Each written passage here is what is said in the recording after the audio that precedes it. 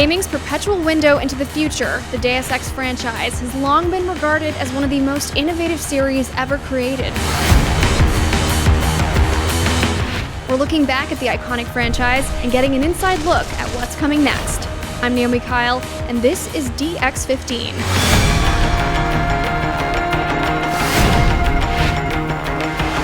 Deus Ex Mankind Divided continues where Human Revolution left off. Taking place 2 years later, Adam Jensen returns and fights with new body augmentations and technology in a world forever changed by the AUG incident. I got a no-kill order. Would have thought he'd done enough to warrant extreme prejudice.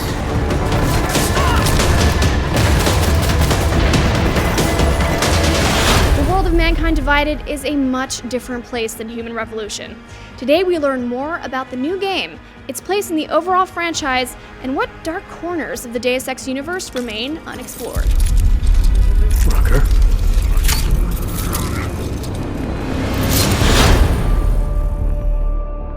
A lot of things happened between Human Revolution and Mankind Divided. We planned for a transmedia approach for the Deus Ex universe. So it's not just a game now, it's a franchise. How do we get to do more, make more experience, but also that it's exponentially bigger? You know, when you do a painting, you start with your foundation, and, you know, like you just block things in, and then you're like, okay, this works, and then we go with the details, and, you know, the crazy rendering, and it looks like HR was our blocking, and now it's like, wow, it's really coming to life. You walk in a room, and the room can tell you a story.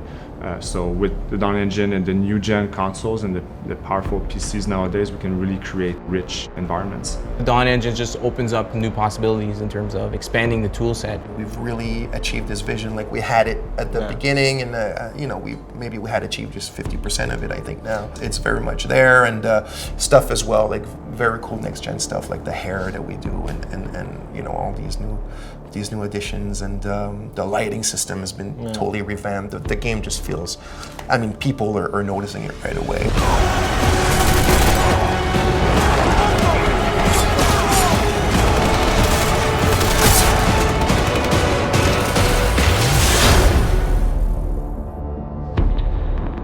Mankind Divided takes place 2 years after Human Revolution.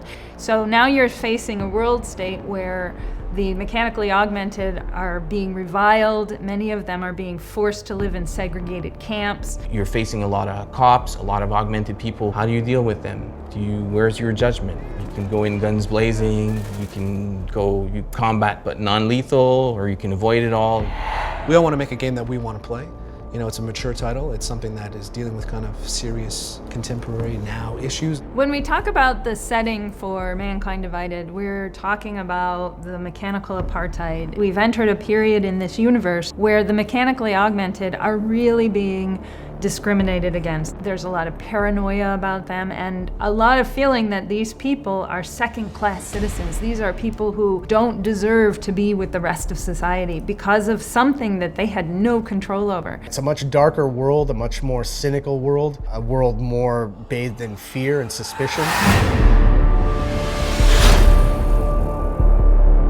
We tried to push the augmentations this time around to have more variety all over the place, but more visual, more visuals, more visceral, more impactful. I like to engage in combat and get my hands dirty when I play a Deus Ex game, and I think that we're really boosting that offer a lot. So the combat was very important. We put a lot of effort in the combat intensity. We decided in level design to open more the level. Part of the game takes place in Prague, and one of the things we already did was bring in real Czech actors. It's the customary final request of the condemned man. Please, do not kill any more of my people on your way out.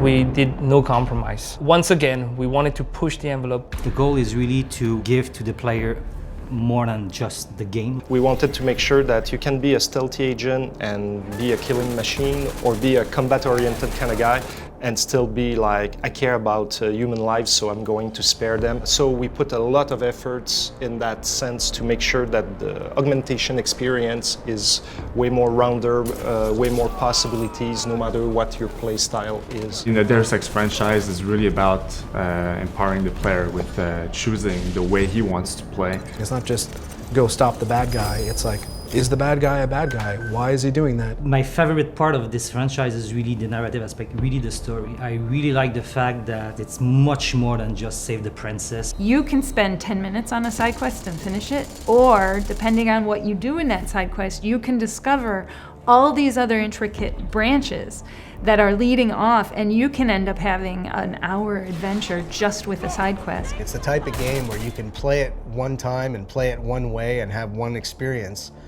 and then replay it again and make different choices in the game, and you will have a different experience, and you'll have different conversations depending on how you play it. It feels and sounds more mature. We have a much more robust music system that allows us to do a lot more, whereas before Human Revolution, and as I spoke, we had like roughly 3 layers to play with. We're only limited by how we want to do it. We set our own limitations.